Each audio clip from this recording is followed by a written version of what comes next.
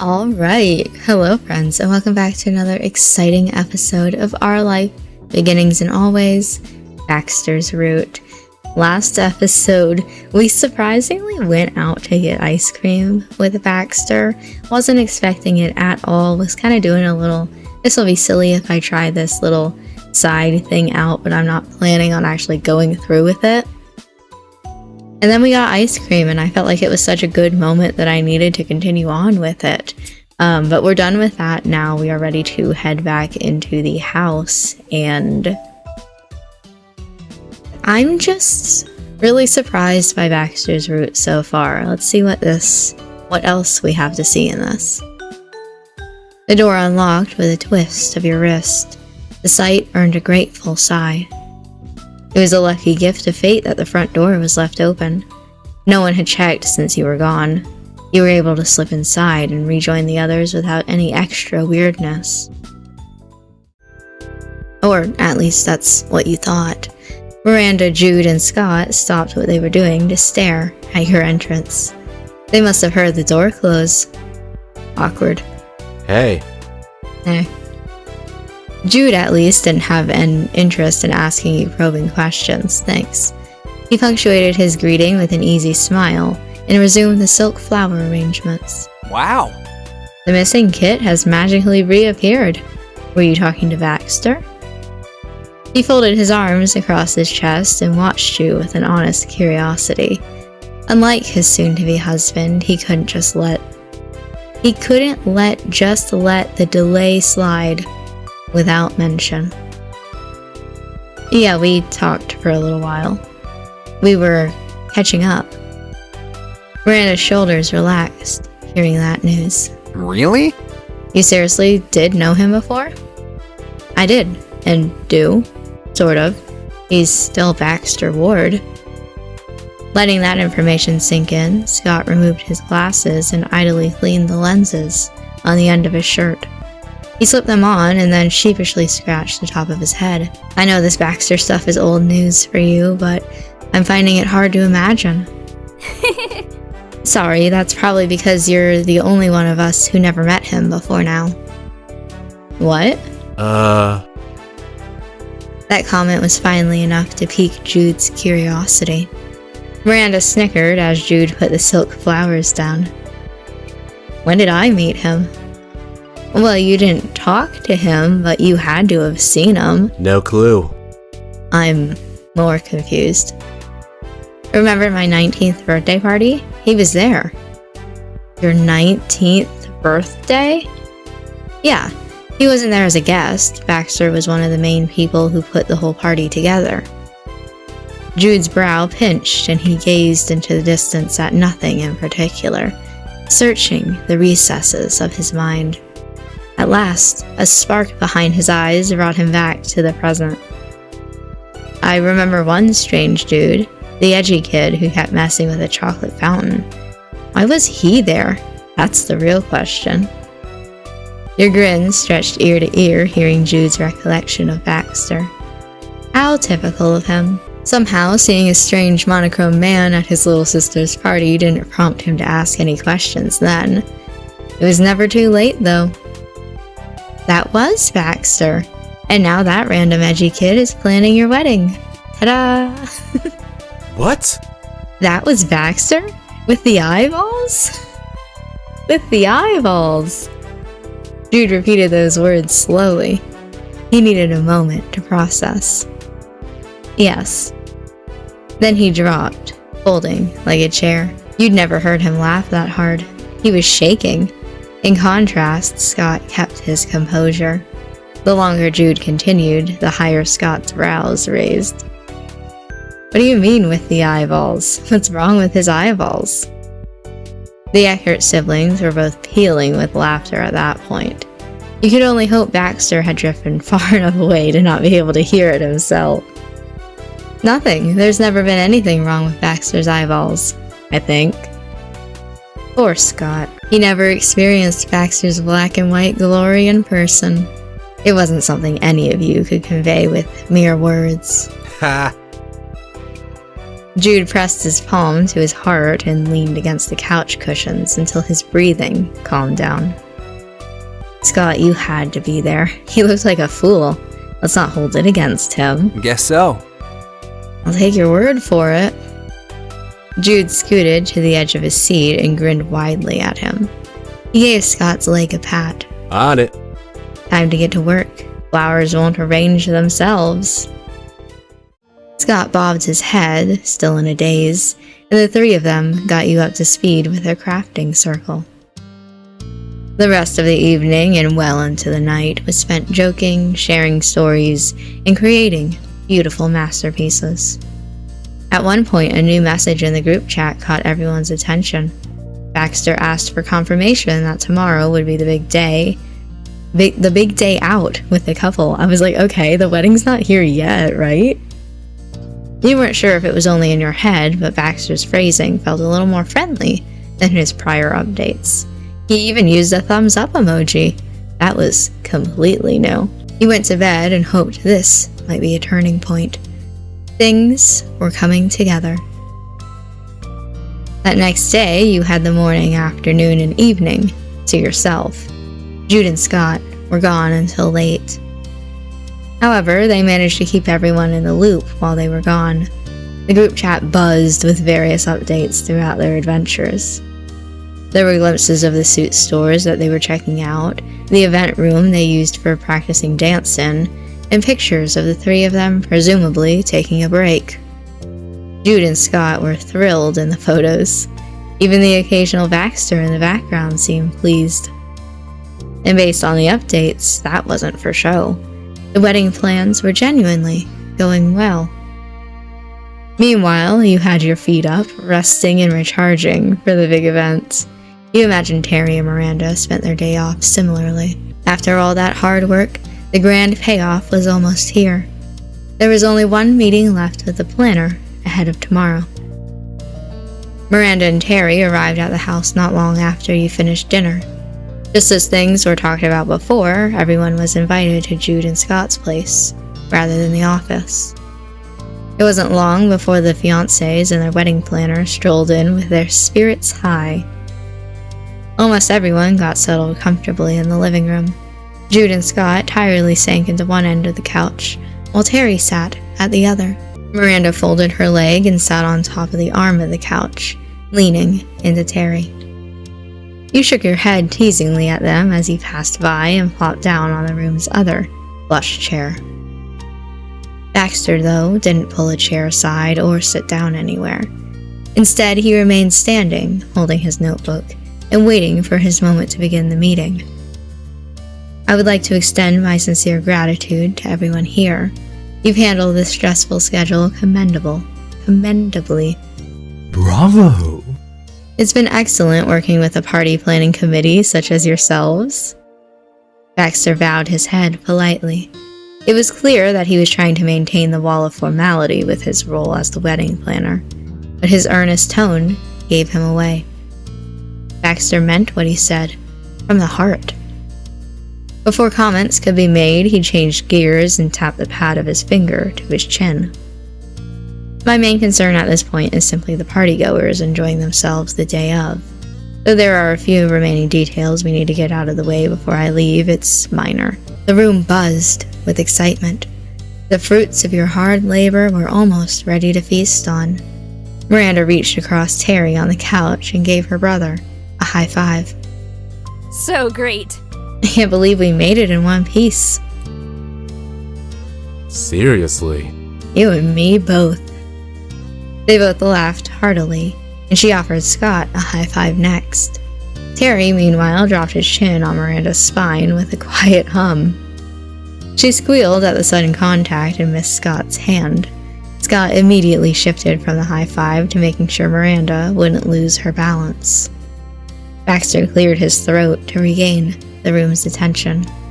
His soft expression grew more focused. Is that fine?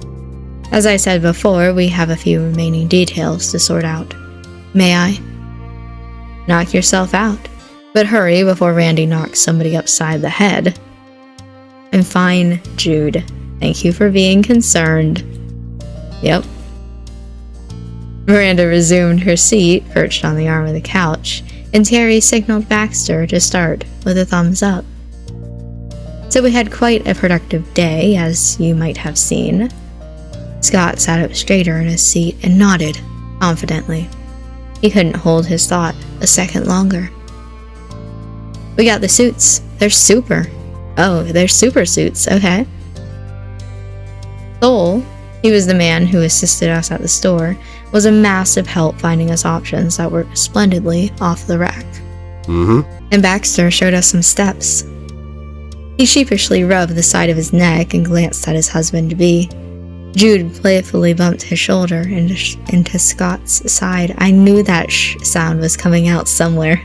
I was trying so hard not to say it, but I felt that lisp-ish coming. Guess we're gonna have a slow dance. Exciting. It will be delightful. Oh, you know it. From there, the conversation kept rolling. You, Terry, and Miranda listened while the couple confirmed the final touches of their wedding ceremony. And I have some additional good news to share. It's an update new to the whole room. Xavier sent me their progress on the cake. It's finished and will be delivered tomorrow, as requested. Would any of you like to see the photos? Yes! Sure. In a flash, Baxter had his phone out and tapped the screen. He flipped it and walked the picture around the room for his audience. The cake on display was 3 tiers, and the white frosting had rows of lines textured all the way down. Piped leaves and flowers were dotted about as accents. It was understated and stylish. So pretty. We'll actually have a cake this well made for the reception. I seriously appreciate what they did for us. The baker did good. While the couple's words were complimentary, honest praise for an objectively nice piece, there was a problem. It was obvious the cake was the result of their former lack of synergy, okay? The final result was as finished and not ugly and generic as Jude had insisted upon. It could have been a random stock photo Baxter found online. Valid, yeah. Scott was amazed by the craftsmanship regardless, but seeing it for himself, Jude slouched lower into the couch. It will taste as nice as it looks, Xavier's gifted in the kitchen. Great. Some noticeable creases remained in Jude's brows, but still he managed to smile. Baxter nodded, and no one had anything else to add about the cake. The conversation pivoted away. Baxter ran through the ceremony procedure, piece by piece, and the intended times for every moment. Much of it was familiar information at this point, however it was crucial to have it all straight. Now, I have one last question for the couple. There's a tradition where the two being married choose to not see each other, or to not have any communication whatsoever before the ceremony. Would that be something you'd want to consider? I can arrange separate areas for each of you to get ready. The men frowned nearly simultaneously. They gave each other a long, silent stare. It would be hard not seeing or talking to each other at all. Yeah. I'm not sure. And what if there's a problem? Scott's frown deepened. He lifted his glasses and rubbed the bridge of his nose. We've got to see the thing through together. Beaming, Scott hooked an arm around Jude's shoulders and pulled him close. He whispered in his fiancée's ear. We're gonna throw a great wedding. Ha! I know that. Are you both feeling prepared to get married then? Yeah. We're raring to go. Jude rested his cheek on Scott's shoulder and let out a gentle sigh. The peaceful look on his face splintered. Yeah. Very good. There was something in Baxter's tone that caught your attention. His gaze lingered on Jude. Whatever he was thinking, he kept it to himself. it's settled. No, it wasn't. You could read it on him, like a billboard. I believe this means we can call an end to our final meeting. Amazing.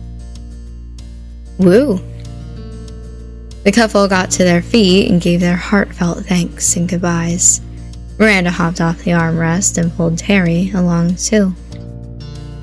Raising a brow, you watched on as Baxter actually left. Jude and Scott walked him to the door. You followed them. Baxter left with one last farewell, and the door was shut. The day had wrapped up nicely. Everyone had done as best they could. Yet, regardless of all the signs, you remained unconvinced that Baxter had finished his planning. From there, Jude and Scott rallied themselves into one last cleaning session before bed. They began putting their house into some semblance of order. They were unstoppable. Scott pivoted and you sidestepped out of his way. In the living room, Terry and Miranda were settled on the cushions of the couch together, watching something quietly on one of their phones. They would be going home soon, and the last thing you wanted was to get in the way of either power couple. But a guiding light came in the form of your phone, jingling to life. Lo and behold, it was Baxter Ward, and this text wasn't for the group chat. He sent it to you directly. Ooh? I'm sorry for messaging you out of the blue, but could you do me a favor? I need Jude to meet me outside, okay? I'm still here. I want to speak with him. Can you convince him to do that? I'm worried he might not listen, or he'd tell Scott if I text him directly.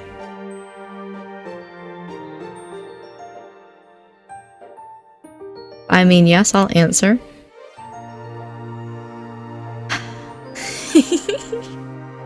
Pepe Le Pew is up to no good again.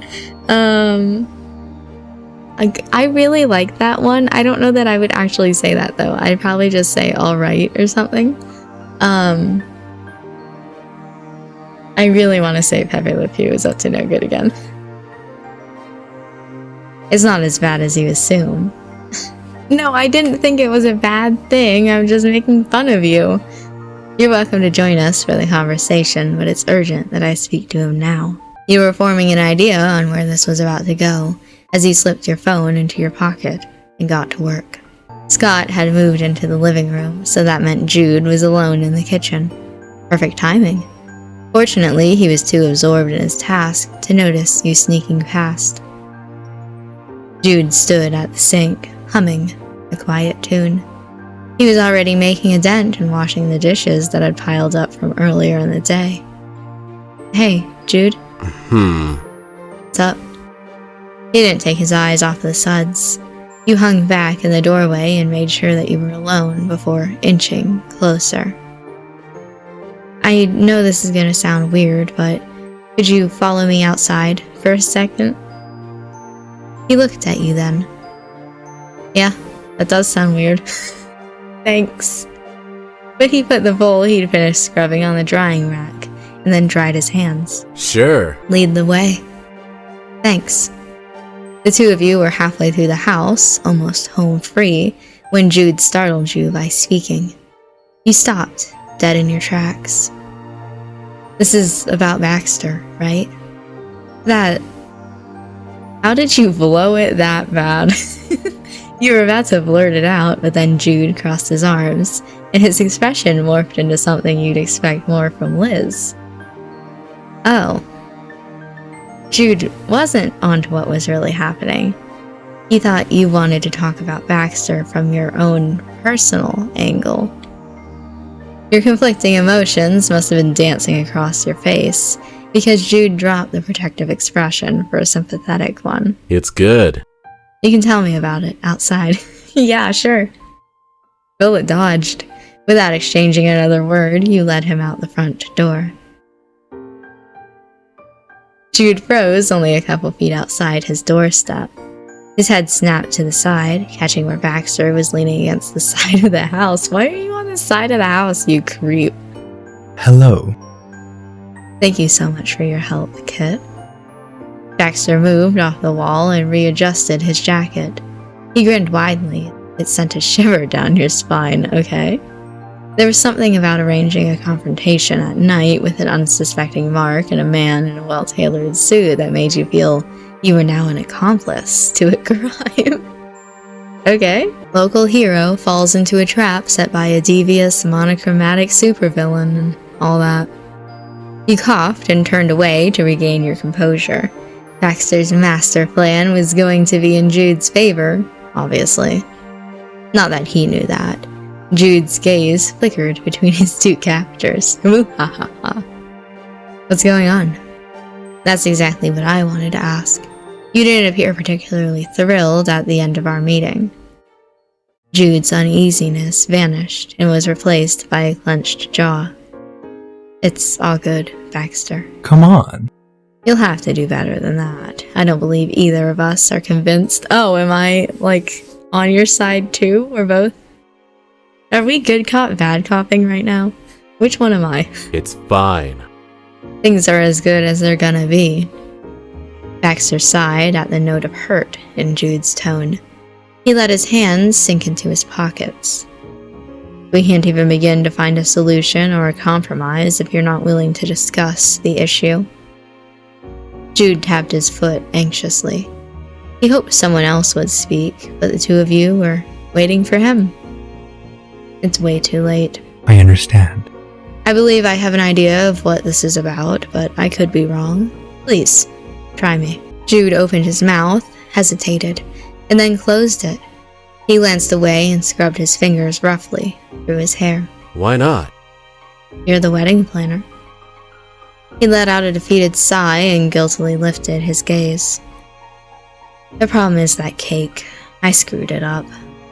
It's our wedding, our chance to do whatever we want, and I didn't let him, or me, do that. We only needed to talk for 15 minutes about a design and flavors and shit. It would have all been good. But me thinking that now doesn't matter. There's nothing we can do. The tirade was the longest you've ever heard Jude speak all in a row, and the angriest. Baxter listened sympathetically. When he was certain Jude had said his piece, Baxter took a turn. Yes. Unfortunately, yes, the cake is finished. Xavier wouldn't be capable of overhauling the design of an entire wedding cake at the last hour. Even adding new decorations isn't particularly feasible. And I can't recommend you doing anything to the cake without discussing it with Scott first, regardless. That's why I kept my mouth shut. The baker did what I wanted, but that cake is always going to be something I regret. That's sad. Jude squeezed his eyelids shut as he admitted that out loud. Baxter's expression tightened, and he exhaled through his nose. Jude, have you perhaps heard of the concept of a groom's cake? Jude cracked an intrigued eye open. He studied Baxter cautiously. No clue. What's that? Well. Sorry, did you want to speak it? Go ahead. No. Well. Okay, wedding cakes are often tailored to only one half of the couple's taste. There is the cliché of a bride picking out a dream wedding and a groom being left out of the process entirely for a reason. The situation can certainly apply to any gender couple, and sometimes it isn't a problem for the pair. In this case, you could say that the wedding cake was more your choice than Scott's. Now, the basic concept is that you have the beautiful classic wedding cake of multiple tiers and understated coloring scheme as the main piece. Then there's a second cake that is smaller and often far more themed in design. Something potentially showcasing a hobby, a sports theme cake, for example, or a video game theme cake. It's meant to be the preference of the person who didn't get their say in before. That way both people in the relationship get what they like. And adding a groom's cake makes for a much better surprise than redoing a piece that was already agreed on. Are you for real? That's a thing? Absolutely. Scott and I met playing games online. Could we get something to celebrate that? A video game themed cake? Your eyes flickered back and forth between them. Jude's hopeful excitement contrasted with Baxter's strained smile in a painfully humorous way. Baxter pinched the bridge of his nose. We can't ask Xavier to create an entirely new cake on short notice. Well, we might be able to find a pre-made one with video game accents. It would be more young child's birthday cake than most important event in your life, groom's cake. Jude began to visibly deflate, and that was the apex of this final meeting. Baxter had drawn him outside, gotten him to open up on his feelings. Everything had proceeded as he requested, and it was as expected. Baxter knew this was about the cake, so you waited to hear why. The hands still in Baxter's pockets had morphed into fists, and his arms were pulling down so tensely his sleeves might have ripped off the shoulders if he was in something of lesser quality. By the looks of it, Jude wasn't the only one questioning his various choices. But of course, Baxter Ward was good friends with bad ideas. If you're truly desperate, I could do it. I could make a groom's cake. Jude's jaw went from a slight dip to a drop. Baxter had done a lot in the past few days, but he always remained within the bounds of his job. Even going to pick up and drop off the centerpiece supplies could be considered part of a process if you had an especially evolved planter. Planter? He's a plant now. However, making a groom's cake the night before the wedding was definitely not how any of this worked. Baxter Ward was taking a flying leap past the line of professional courtesy. What? You make cakes? Jude slowly articulated through his shock. Baxter nervously blew at the edge of his swooped bangs. Not professionally, no. Oh, full line, okay. It won't taste as good as the wedding cake. I can curb that expectation right now. I'll have to use a box mix, and it won't be the true 3D carved shape. That's something better left to the pros. However, I can manage to create a cake that fits the bill better than a sheet cake with some plastic decorations stuck in it. I could use a stencil to make it look like a controller and frost it so. And I do have some experience baking for events. I did help make the cupcakes for Miranda's 19th birthday. Not just the chocolate fountain. Baxter blinked and then scratched the side of his neck. He let out an awkward chuckle at that bit of infamy preceding him. Yes. I did do a touch more than provide the chocolate fountain. Done. Well, hell, if you can do it, do it. That would be... I don't know how I can make it up to you. Don't allow the stress of having the perfect wedding ruin the experience. It's all I could ask for. Oh, and don't smash any of the first or second cake into Scott's face as a surprise. Despite Baxter's lighthearted teasing, Jude continued to stare at him, astonished. Thanks. Jude, you're... Thanks. You're welcome. And now I can comfortably say that we're all set for tomorrow. You'll need all the rest you can before morning, so take it easy tonight. I'll be going now. They were serious. Baxter was about to make a themed groom's cake the night before the wedding he was planning. 1000% he's not handling that alone. I'm helping him, but let me read the rest of them. You had to make sure this didn't go awry. He was so ridiculous. No, I mean, I still feel he shouldn't have to handle that alone, but also... There was no way you could go inside and wind down for the night. Your mind was already made up. Well, I needed something to fill my night. I'll help with the cake. Amazing. Don't give me that shocked face. Baxter shot an unimpressed glance at Jude, then he tried to rein his emotions in. I promise I can do this on my own. This was my choice. Don't try to talk me out of it.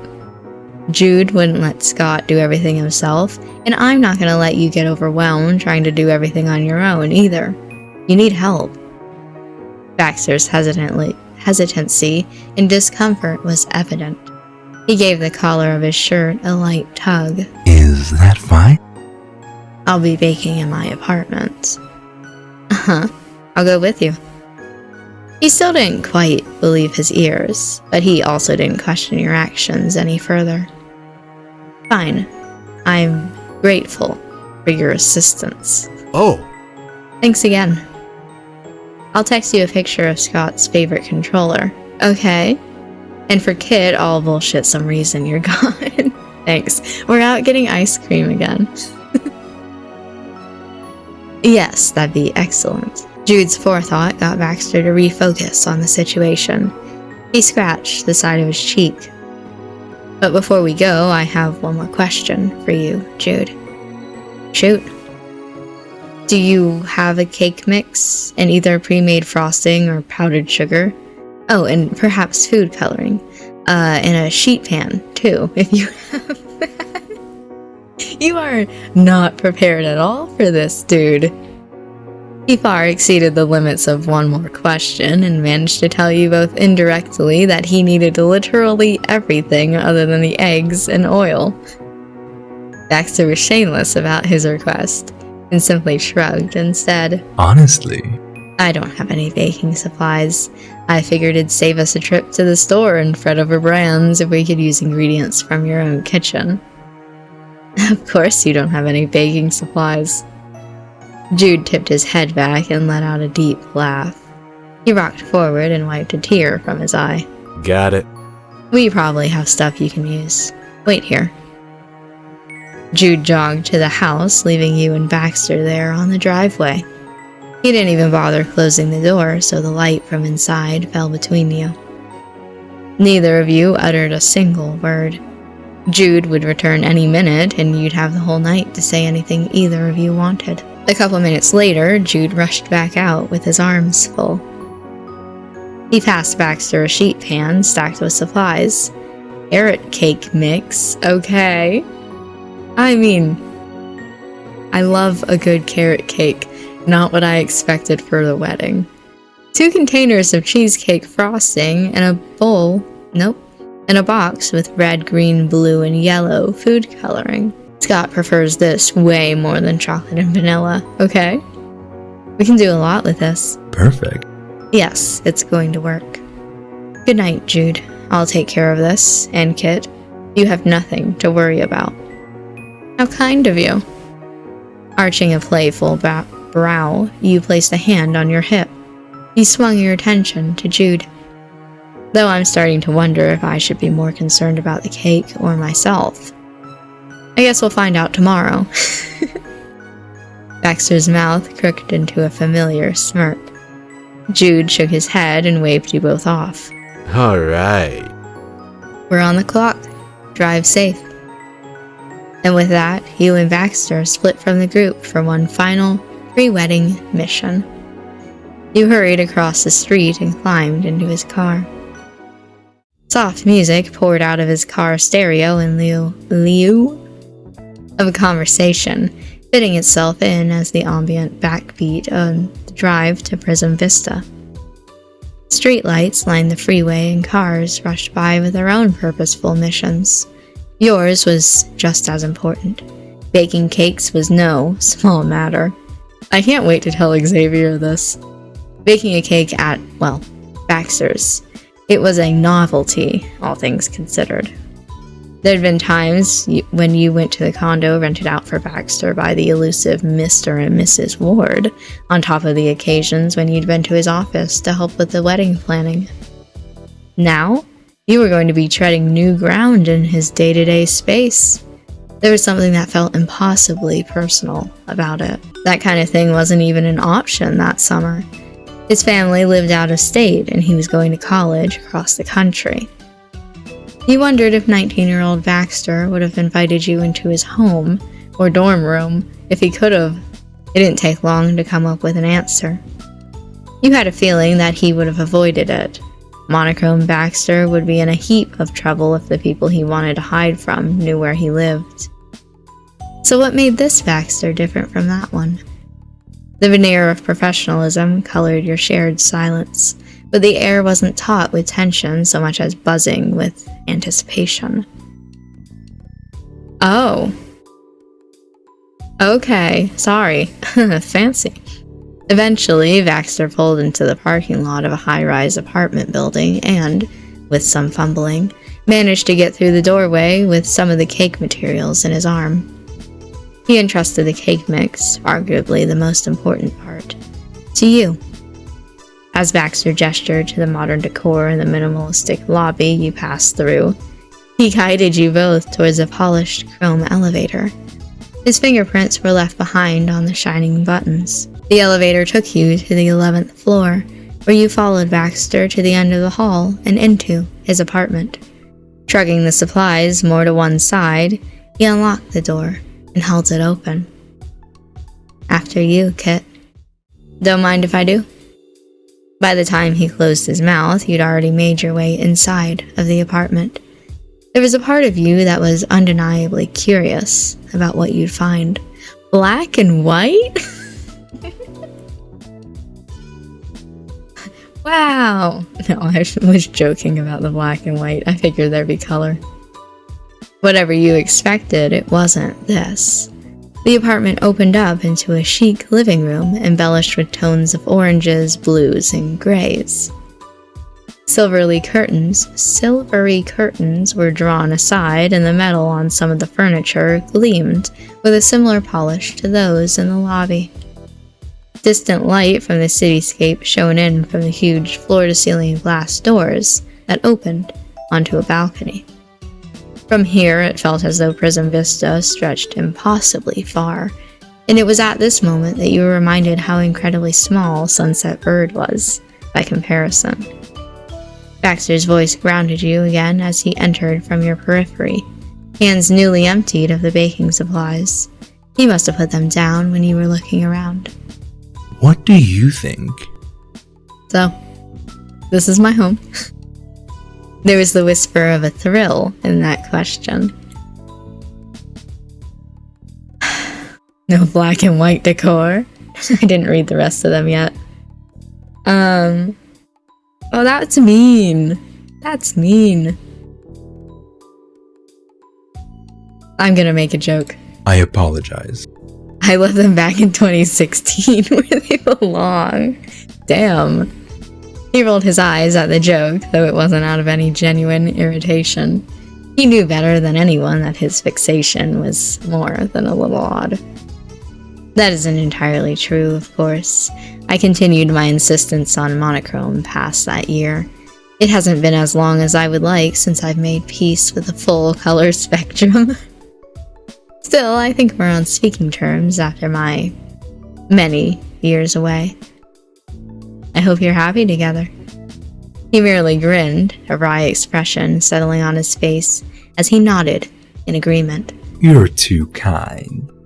Now, kid, I must thank you for volunteering your services in this exceedingly ill-thought-out and wholly inconvenient task. Not many would. I do believe we should get started before it gets any later. He rounded the couch, slipping off his jacket before tossing it with reckless abandon over his blue armchair. Yeah, the single blue armchair I see. You're right. He gently tugged at the edges of his sleeves, inspecting them for some non-existent dust. I will hang that up correctly later.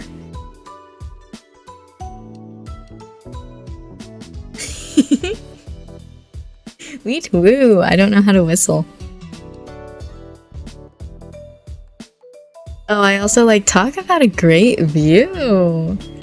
I feel like I'm more likely to weet woo, even though I can't actually do it, than to say talk about a great view, you know? Honestly, I'd probably say take it off. He leveled a look at you, one eyebrow raised. You'd gotten him nervous. As much as I appreciate the encouragement, there are other matters that need your, keen attention. I solemnly swear I will do my best. It won't be easy. Excellent. Very well. Let's go over what we'll need to do in a semi-flexible list of steps, okay? He passed you on his way to the small kitchen unit, gesturing every so often to where he placed things as he reviewed. We'll need to first preheat the oven. Absolutely not, you preheat once you're done making the mix. Then prepare the batter in the pan and bake it. After, we'll have to make a stencil, dye the frosting, take the cake out, and let it cool, then cut the cake to the approximate shape of a controller using a stencil. He took a cursory glance at the tub of frosting he'd been allotted before ultimately picking it up and checking the bottom for an expiration date. Listen, if it's expired, that's on them. Finally, we'll apply a base coat of frosting, add detailing, and pack it up so that it's ready to simply be taken to the venue in the morning. Baxter returned the frosting to the counter he'd taken it from. Well, That doesn't sound impossible. The grimace that suddenly crossed his features betrayed his disbelief. It might not have been impossible, but that didn't mean it wouldn't be difficult. Exchanging the frosting tin for the cake mix, he scanned the directions on the back before reaching for the oven's digital screen to set the temperature. 350 degrees. The appliance beeped with recognition, and its interior lights flickered on in warning. So it begins. Tucking his nails beneath the box top, Baxter worked at opening it. The world wasn't going to give him a single break, however, and it refused to come apart cleanly. I hate when that happens. Only the paper on top came off, while the rest of the flap remained glued down. Baxter had to tediously tear at the cardboard. Scraps were abandoned on the tabletop little by little, while you searched for a bowl and other utensils. to be honest, You may be surprised to hear this, Kit. I am quite the skilled cook these days. I've had a short life's worth of delicious and interesting meals. There's something quite satisfying about making it for myself as opposed to going to a restaurant. He hummed as he pressed his hands into the box, the top of it eventually splitting open to unveil its contents to him. Baxter took the pouch of mix and examined what remained of the box once more. I unfortunately don't have any of those offerings for you today. This is just to say that the first and last I've baked a dessert or decorated anything was with you for Miranda's birthday. He chuckled as he used scissors to get the plastic baggie open before he emptied its dusty contents into the bowl you scrounged up. I do hope those savory skills are transferable. It should be interesting, either way. He'd never make a cake again. That night had been semi-disastrous, so you weren't particularly surprised that he never repeated it. Except he still suggested his confectionery services today. Honestly, it seemed like him to do something like that. Baxter was always the type to offer to do whatever was needed of him, even if it was something that he wasn't prepared for. It was funny how it was always the Eckert siblings who managed to get him mixing batter. so What about you? What about me? Have you done much cake decorating in recent years?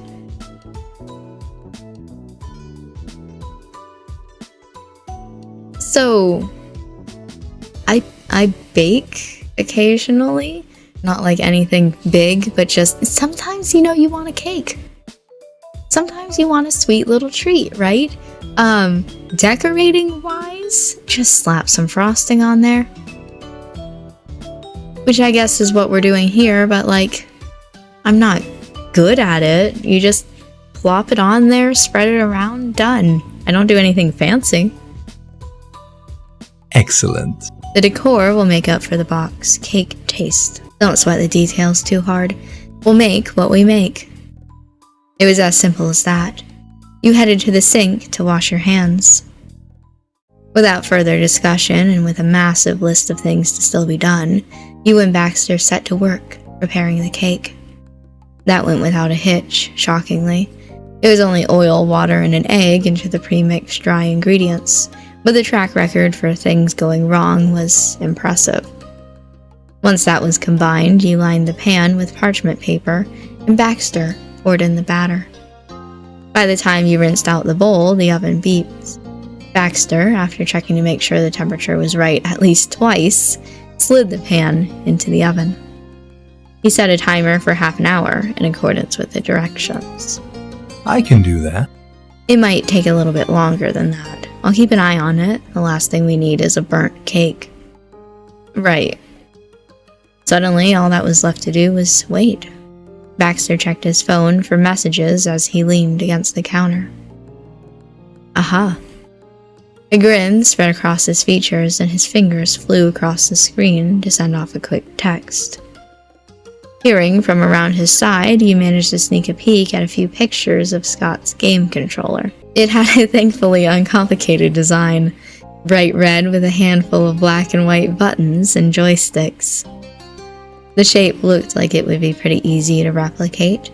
It was wide and bulky. Okay, an Xbox controller.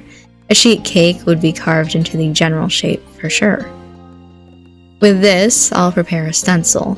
Keep an eye on the cake for us, would you? Half serious and half joking about the cake, he departed the kitchen. Your heart fluttered when he said us, even though you knew it was purely innocuous. This was a project between the two of you. So, us was an obligation from the well-meaning Baxter, who gave credit where credit was due. As commanded, you brought your nose up to the warm oven and peered inside. Since the cake was hidden behind a tinted window, you couldn't exactly register how it was doing. You couldn't smell anything either. That you'd take. No scent meant no smoke. Overall, that sure was a cake in a pan. It was fine. Maybe. Hopefully. Apologies for having kept you waiting. Baxter returned with a plain sheet of printer paper and a pencil. I'm afraid I don't have a printer, so we'll have to freehand it. I feel like a piece of printer paper is a little too small for a sheet cake, but I'm not gonna question you.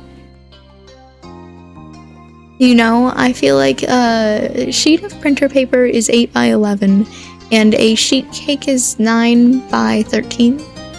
You know, it's okay. That prompted the question as to why he had the printer paper in his house then. He didn't give that question room to rise, hopefully unlike your cake. Baxter set his supplies down and leaned over his phone, brows furrowed with a concerted effort. The tip of the pencil had yet to meet the page. Baxter hesitated as he drew his screen closer to double-check the shape, before finally committing graphite to white. He slowly drew out the lower curve of the controller, stopping every so often and leaving darker lines at certain points. When he closed off the complete shape, it was completely lopsided. The first half looked quite good. The other half, however, was short and narrow. He'd brought it in all too soon. Well, I wasn't expecting it to be perfect on my first try. He chuckled, running his fingers through his hair. Baxter started erasing his failure before sighing loudly. Giving up, Baxter simply turned the page over onto its other side. He sketched the controller again, to no more success than the last. He set the pencil down. There was no attempt to erase anything. Baxter was already turning to the other half of the apartment. I'll get another sheet. Or rather, an entire stack would be best. He stood up, digits resting against the nape of his neck. Baxter's eyes met yours. His tense smile faltered a bit as the bright brown of his irises flicked straight down to the ground. You don't need to worry. I'm not quite as sensitive as I used to be about mistakes. I will survive this, tried as wounded as it may be from these trials and tribulations. His tone was joking and light, but you couldn't help finding it unfunny. The Baxter you'd known agonized over missteps far more than the average person. In the last few days you'd spent with him, you could see he'd grown as a person. You would have believed he could deal with it, even if he said nothing. I can get you a pencil and bring even more paper to share if you'd like to give it a try as well.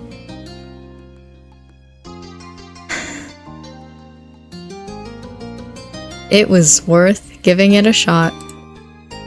Yeah, if you could, I'd appreciate it. Certainly. Baxter nodded, disappearing back to whence he came. Moments later, he returned through the hall with an inch-thick stack of paper, as he said he would. And with a second pencil in tow, too. Resuming his Herculean task, Baxter took another sheet of paper off the top and hoped that the third time would be the charm. After taking another glance at the reference photo, you got right to work yourself. It took you both a few tries to get something perfect. Perfect enough for the situation, at least. Baxter managed to come out with the most usable stencil first. You did good. Thank you. However, I won't be adding this to my list of skills on offer. He laughed, his tone softening as he said your name. Luckily, that was less painful than I assumed. You didn't miss the marked sarcasm that snuck into his words, despite his better efforts. We can prepare the colors. Perusing the counter for what remained of the supplies, he picked up the box of food coloring. He'd seen use before, judging by the inky smears left behind on Baxter's fingertips, as he gathered the few bottles he needed, every color except for yellow. As he worked through them, you pried open the little tubs of frosting. All right. Nearly all of that will be red. Let's save some for the white, off-white, I suppose. Cream cheese can only look so pale, and a little extra for the black parts. I do believe mixing blue, green, and red will produce black. After closing his text of the photos, he searched online for how to make black frosting. Yes, that appears to be the way. 2 little bowls were filled with several messy spoonfuls of frosting. The rest was plopped into a larger salad bowl, which Baxter couldn't help noting as ironic. Dye was added drop by drop, building up the shades as you went. The red bottle was squeezed nearly empty to reach a true red that matched the controller. Your white frosting was the only one that remained unblemished. What precious little red remained was reserved for the black, which ended up a dismal gray. A harsh thing to think about a color that was, well, somewhat somber by nature. Still, Baxter didn't want to push the dye any farther at the risk of ruining its taste or consistency. It's... Few people are likely to notice that the black is more of a... His worlds trailed into nothing, eyes half-lidded as he stared at the frosting with newfound recognition. Gray? His face turned to you, taut with an unspoken emotion. Baxter unthinkingly reached out to swipe a bit of leftover frosting stuck to your fingers, stopping himself before he did. Oh, right, this will work fine for our purposes. He went to withdraw saran wrap from one of the kitchen drawers and proceeded to hastily wrap up the 3 bowls before finally putting them away in his fridge. With the frosting and stencil taken care of, the 2 of you busied yourselves cleaning the counter and tossing the refuse. Pieces of cardboard, a hollowed-out frosting tub, and failed controller outlines. Baxter even got a chance to properly hang his jacket. The timer ran out as you continued with minor chores. You'd moved on to cutting out the stencil using the same scissors Baxter set aside from his adventures in opening the cake mix box. Baxter handled the cake. A toothpick test was done and came out clean. I usually use a fork, but, you know. It was time for your treat to chill inside the freezer until it was set enough to be decorated. Outside of that, everything that needed to be done had more or less been done. It was odd how familiar the empty space between a finished cake and an almost finished one felt. Then again, this had all happened before, hadn't it? You weren't left lingering in that quiet thought for long. Baxter had a plan for what to do next, of sorts. It amounted to pressing against the fridge with his body almost perfectly parallel to it, and staying that way. Before you could ask, he sighed deeply, as if the air he had stored in his body was being sucked out of him by the devious appliance he'd become attached to. I cannot believe I'm doing this again.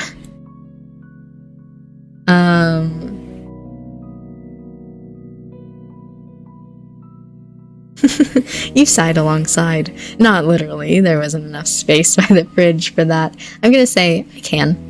Why wouldn't we, right? Right. It appears you have more foresight than me.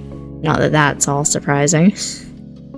Baxter's eyes closed as he languished there in relative silence. The veneer of him being a put-together wedding planner had been chipping since before you walked through his front door. It was entirely absent then. Who he actually was had been left exposed. You wanted to talk to him, the Baxter, before you. So, what's up? Why are we here? I know why, technically, but really, why did you decide to do this at all?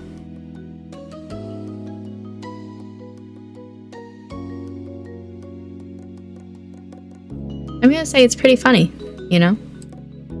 You always get caught putting out fires for the Eckert parties. Well, the irony isn't lost on me. This isn't how my work typically goes, I hope you realize. Even I can admit I wouldn't do this for every client. And somehow that makes this worse. It's painfully obvious I have some personal investment, enough to merit this. He gestured vaguely to the kitchen, then to you. I swear. More than I intended to be. More than I ought to have. His arm relaxed, falling uselessly to the side. Finally, Baxter pried himself off the appliance, though he didn't remove himself from it for long. Instead, his black hair tousled as he flipped around so the back of his head was against it. How were you standing before?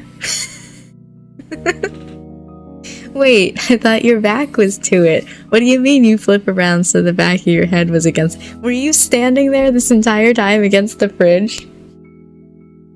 What the fuck, man? His gaze shifted to the ceiling, suddenly fascinated by the next floor up.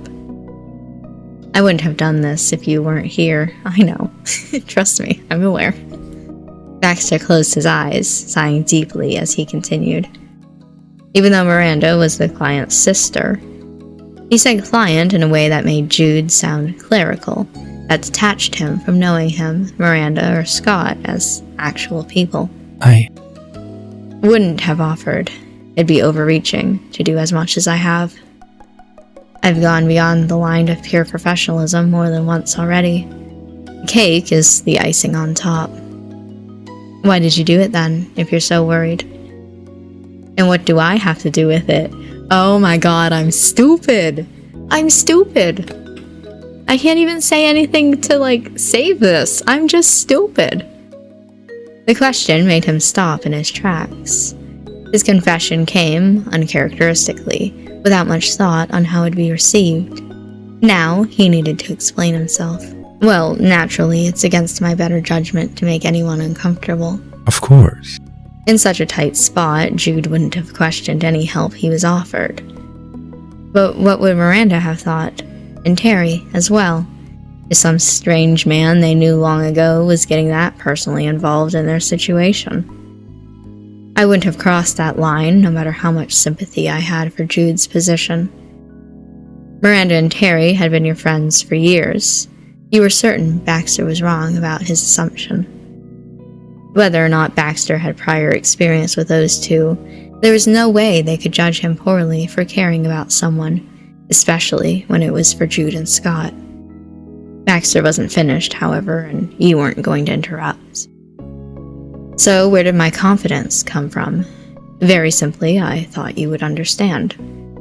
That I had good intentions, that the odd lengths I went to was merely how I am, that it was okay to let me be involved.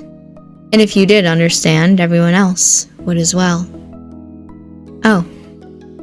His answer fell like a rock into still water. He seemed smaller, younger now, like he was still 19. Truthfully. As soon as it comes to you, it appears my reason goes out the window, along with much of my dignity. He snorted derisively and didn't know where to look. The tiles above had lost their appeal.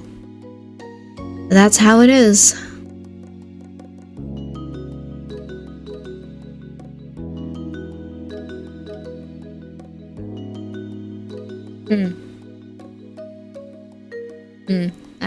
I'm not sure that I like any of these.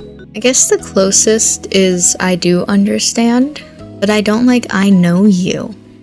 You know? I get it. I guess also I'm glad you trust me, but... Let's see what he says to this. Okay, well. He settled on staring past the wall, past everything, his arms crossed over his chest. Baxter's fingers dug into his sleeves of his shirt. pinching and knitting the fabric with new creases. His voice felt far away too, like he wasn't there in the same room with you anymore. It's odd, really. I'm the one who left. You're... And yet I haven't stopped seeing you as someone important to me. Important in my life. It truly does seem as though everything I did was for no reason at all. Baxter gave you no time to process the emotions he'd stirred before he launched into a non sequitur that sent you for a loop in an entirely different way. Do you know that I enjoy dyeing my hair? Yes, I do know this about you. For a second, you weren't sure that you heard that right. Baxter had been painfully honest with you these last few seconds, only to prompt you on hair dye? It convinced you he was doing the same thing that he always did, changing the topic when it became a little too real. When nothing further happened, you realized he was seriously waiting for an answer. Yeah, your hair was dyed when I met you. It had white stripes. Baxter, I know you're not a natural black hair kind of person. Because you know how there's like blonde, brunette? I don't know what black is. I know you're not a natural blackette. That's not right. I know this isn't your natural color either. Like everything else about him, though you didn't add that to the conversation. He smiled faintly as he idly ran a finger along the curve of his bangs. That was my most dramatic look, however I started dyeing my hair when I was 14. I'm still dyeing. Bitch, me too, the fuck? Another little kernel of truth you hadn't been prepared for. That isn't your natural hair color? Main character, who shares the same name as me, but it's weird if I call you by my name. Main character. It's okay, I'm sure that he's going to explain, but holy fuck. No. It's not? Then what? He twirled one of the longer strands of his hair around his finger, okay? Gray. It is. Naturally gray. The generous might say I could count it as black, or that it was black in the right light, as my parents placatingly put it. Honestly. The fact of the matter is that it's a dusty gray. Quite similar to the frosting, actually. I knew that was why you had a hissy fit over the frosting color. Considering it had been a decade of dye jobs and you'd literally never seen his roots show, Baxter was more than dedicated. No way. He chuckled at your disbelief. His smile was faint, tucked into his cheek. Yes way. Now, why would I do that? I said it myself earlier. Who would notice a color that wasn't exactly black? And why would they care, even if they did? Me. I noticed. I noticed, and it bothered me, so I dyed it. He pinched the fringe of his traitorous hair again before finally leaving it be, his hand finding its resting place on his upper arm. Was it something I wanted only for my own preference? Or was it because I believed if I saw it as an imperfection, then that meant everyone else did? Probably the latter. That was the crux of it. He doubted his actions and appearance because others could scrutinize them, but whether they actually would or not didn't matter. He projected self-invented insecurities on those around him. Baxter only seemed half aware that that was what was happening. He couldn't fully believe those who cared about him did so without terms or conditions. His jaw tensed with newfound frustration. Baxter was firmly rooted in this moment, stubbornly refusing to take his thoughts away from it. It startled you, in part because this was the first time he had ever opened up to you without prodding. And because at the end of everything, you were still the only one he trusted enough to tell it to. Well... I've always been like this, you know. I won't bore you with the details. His voice was as delicate and heavy as glass. I'm sure I've already made you question your remaining here enough as it was. In short, what I'm saying is I'm a fraud in all regards. It's not what I expected him to say, I'm sorry. You can't take any of it seriously, including what color my hair is. He chuckled darkly, pushing himself off the fridge and busying himself with checking the cake in the freezer. As the tension reached a fever pitch, Baxter reached out to pluck the metaphorical thread and unwound it with a forced levity. No more than 10 minutes or so had passed since you'd put it aside, but it felt like hours had gone by. I appreciate the understanding. Your many attempts to give me credence are noted and appreciated, though. He shut the door again before announcing that he would need to check the oven again to make sure it was really off. Not that he doubted your ability to turn off an appliance, but for his own self-preservation. That time it was the classic Baxter, a change of topic when it got uncomfortable for him. He always did that. Baxter tore himself apart, shred by shred, exactly like he did to that cake mix box earlier, all for just being who he was.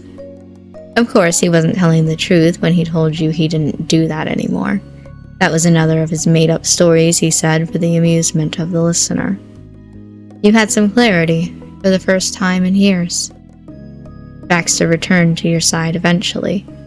His teasing smile softened as his gaze met your pensive stare. You're kind to listen to me complain. He reached out, lightly pressing his fingers to your arm. I'm sorry.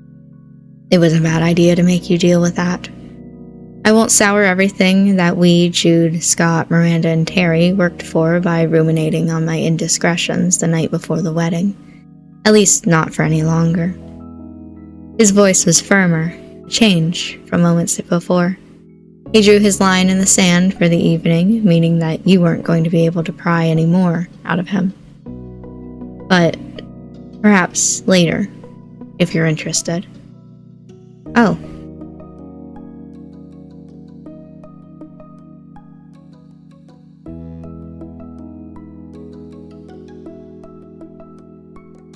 I get it, but we're definitely going to talk later. Even the one who started it, you, were going to finish it. He didn't give you a response outright, instead favoring a practiced smile. There was a tinge of regret that lingered in his eyes at telling you no again. At least this time, once and for all, it was a no for now. Good. Can I offer you a glass of water, Kit? Still or sparkling? Or there's oat milk if you're feeling fancy. The only other drinks in the apartment are not appropriate for the present situation. I won't repeat every mistake of my life, only the largest, most impactful ones. Being offered water while teetering on the precipice of a deep, meaningful conversation, huh? Where had you heard that one before? Except where you'd been trying to help Baxter open up on that fateful evening long ago.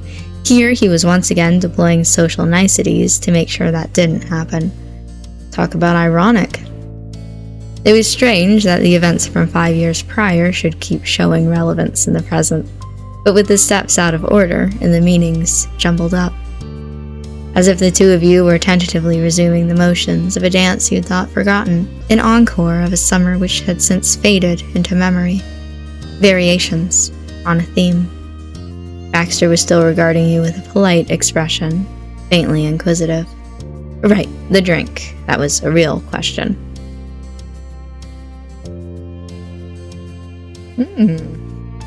Water would be great. Certainly. Let me take care of that. Please feel free to make yourself at home in the living room. I promise you the sofa and chairs are comfortable despite their boxy appearance. And I think that this is where we are going to end this episode for now. I know that we're a little bit over an hour, but I felt like that conversation was really important for the little bit that we got, and I could not just stop it halfway through. You know, we had to get through that full thing, but I think we've put it away for now, though it will, you know, come up in the future, whether he wants it to or not. And I feel like we're at, you know, kind of a casual, more good moment for ending the episode. I'm definitely enjoying the way that this is going, though, and how, you know, we're, as I've said in the other episodes, we're re-seeing all of these moments, but in a different perception of them, like the game says. I'm enjoying how Baxter has matured, even though he has the same problems. Like they're big problems, and he's not just going to get through them within 5 years, you know. But he's at that point of maturing where it's like, okay, well, we can tackle these problems, you know. Whereas at 19, it was like, okay, you need that time to mature. I'm excited to get through the rest of this now that we've had that time to mature and be able to talk about it. And I'm kind of like happy for him that he can talk about it now. Anyway, I'm gonna end this episode here. I'm excited to see the next one, and I hope that you are as well. Thank you for watching, and I will see you in that next episode for some more Our Life, Beginnings and Always, Baxter's Root.